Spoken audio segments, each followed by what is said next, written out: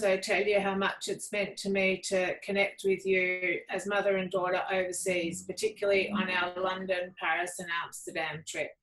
I wish you the best and I can't wait to see you again. Happy birthday. Love, Min. Hi Mum, happy birthday. I'm so sorry we can't all be together today and that you won't have a chance to be with your friends for a big piss up, or that we won't be on a beach in Greece. But while we can't shower you with gifts and fine food and French champagne, this video is one little way that we hope you'll feel loved on your birthday. Everyone in this video and many, many others love you very deeply because you've been an amazing friend, in some cases for a lifetime. You're an inspiring colleague, mentor, and supporter. People are in awe of the contribution you've made to our community through your work in foster care, with refugees and asylum seekers, your contribution to philanthropy, and of course, as a founder of ACF, Fitted for Work, and now Kilfinnan. You're a leader and an inspiration to so many, including me. And of course, for me, Min, and Dad, and now Solomon, you're a wonderful wife and mother. There's nothing I love more than sitting up late when everyone else has gone to bed, having a wine or a whiskey. And I look forward to when we can do that again soon. Enjoy the messages in this video from your nearest and dearest. I hope it makes you feel special, because you are. We love you lots. Happy birthday.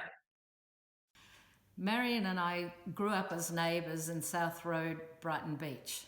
Marion was an only child and I had 3 siblings, and Marion spent a lot of time at our place. One of the earliest memories was riding our pretend horses around the yard made of broomsticks, a sock for a head, 2 buttons for eyes, but we had a lot of enjoyment out of those horses. Later in life, we embarked on a joint venture with real horses. We had a lot of fun, mixed success, and with Michael keeping account of every dollar we spent, it soon became obvious that we were an example of there's only one way to make a small fortune out of horses, and that's to start with a large one. Every day, I thank Marion for where I live. We were living at Riversdale with our 2 boys, and it became obvious that the only way we were going to get rid of our children was to move out. So with Marion's expertise and motivation, we embarked on building a house out at Glen Oak, where I live today. I thank Marion every day for doing what she did to get us out here, because I absolutely love it. And it's just the best place to live at the moment. Marion's much more a sister to me than just a friend. She means the world to me, and I wish her the happiest 70th birthday ever. Generous, compassionate, fearless, and always a wise guide. You're the friend everyone should have. Your resolve and generosity are constants for family, for friends, and your mission to shape Australia as a fairer and more inclusive society. The challenge is what inspires you, from renovating Overwheel to tracking down a can of Coke Zero in Italy. You're a remarkable force who never gives up, providing so many of us with friendship, guidance, and inspiration. Marion, your generosity knows no bounds. When you offered to have us stay at Overwell with a baby and a toddler, and to live with you for what started to be 6 months and ended up, I don't know, closer to 12, it was just gobsmacking. And then with the beach house, with St Andrews, you invited us to share that as though we were family, by which stage, of course, we were. And sharing Christmases, sharing holidays, sharing the highs of life and some of the big challenges. It's been such a journey, such a privilege, and we're in for the next 20 years, 30 years, who knows. But you're the sister I always wanted. Happy birthday, Marion. Happy birthday. Marion and I met when our two daughters, Caroline and Amelia, were 4 years old in kindergarten at school. That was 40 years ago now. The girls are still good friends, and so are we. The first time Caroline went over to Amelia's place to play, it was a wet and muddy day, and the girls were playing in the mud. Marion opened the door to me, and I looked very glamorous coming home from work, and thought I would be horrified. "Oh no," I said, "dirt is good for children. Let's sit and have a chat." So we sat down and had a gin and tonic. Gin and tonic played a great role in our relationship in all the years. We ran a carpool for the girls and later on for the little boys, Nick and Alistair, and shared our jobs so that each one of us would look after each other's children after school. The one who was at work would come to pick up her children, and the one who had been doing all the hard work, which was the child minding, would have the gin and tonic ready. It was a welcome respite before the agonies of homework and dinner. A true test of friendship arrived when our family found ourselves homeless. And Marion said, "That's all right, you can come and stay with us for a couple of weeks while we're on holidays." Little did she know that it would last for 3 months. It was made worse when my stepson Damon turned up and said, "I've come down from Brisbane to continue my education." And Marion said, "That's all right, you can sleep on the floor in the living room." That's a real test of friendship. All in all, we had a lot of fun during that time, but I'm sure the Websters were very pleased when we moved out finally. Our families had many holidays together. We loved skiing and we used to go up to Mount Buller. Family school camps were a great time for the parents to let the children look after themselves with the teachers, and we would sit around the tents drinking, again, gin and tonic or wine and chatting around. Marion and I ran our carpooling and child-minding service for nearly 10 years, until the girls were in secondary school and the boys were independent. But our friendship continued and has done to this day. Happy 70th birthday. It's so sad we can't be with you in person. My colleague since you came to EMC and my friend soon thereafter, despite our different backgrounds, somehow we turned out to have not dissimilar temperaments. You're a straight shooter, a fantastic quality when dealing with nasty bitches from Sydney who try to tell us how to run Fitted for Work and give us all their great ideas while they're stealing our idea. I sit coward and you say, "We don't have to take that kind of abuse." And we get up and we leave the room. But being a straight shooter, that sometimes also beamed at me, sometimes with justification, sometimes without. But that's what being friends with you is all about. You don't like to sweep things under a rug. And your proper upbringing does come out from time to time, and you tell me off for starting to eat dinner before the host eats, or speaking over people while they're speaking. And when I say to you, it's all about cultural differences, you don't really think that that's really a very good reason at all. Everybody knows you always look amazing. And not just you look amazing, but everything about you is clean and sparkling. And yet you forgave me when my hand swept across the glass of red wine and stained your brand new, beautiful white shirt that you just bought in London. And you don't mind sleeping in dirty sheets from time to time.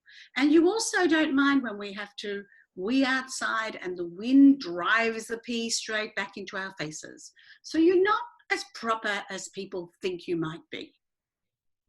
So, my beloved drinking and eating companion who's as good at exercise as I am, I'm looking forward to many, many more years of great fun together, as we say in Yiddish, bis 120 till 120.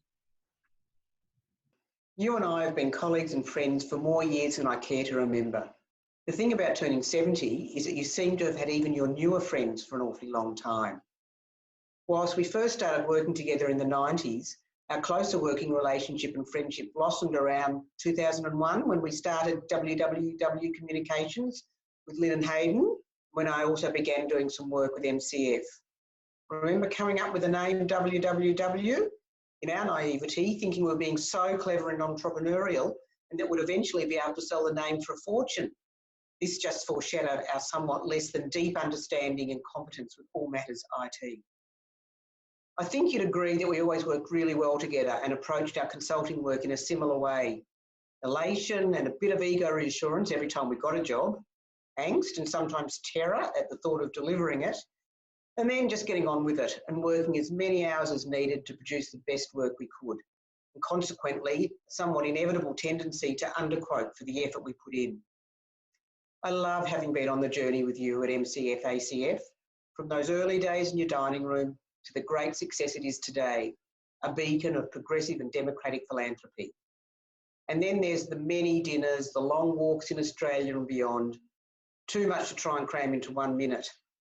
All I can say is that you are a warm, generous and supportive friend whom I admire enormously for the vision, commitment and drive you've brought to so many important endeavours and projects.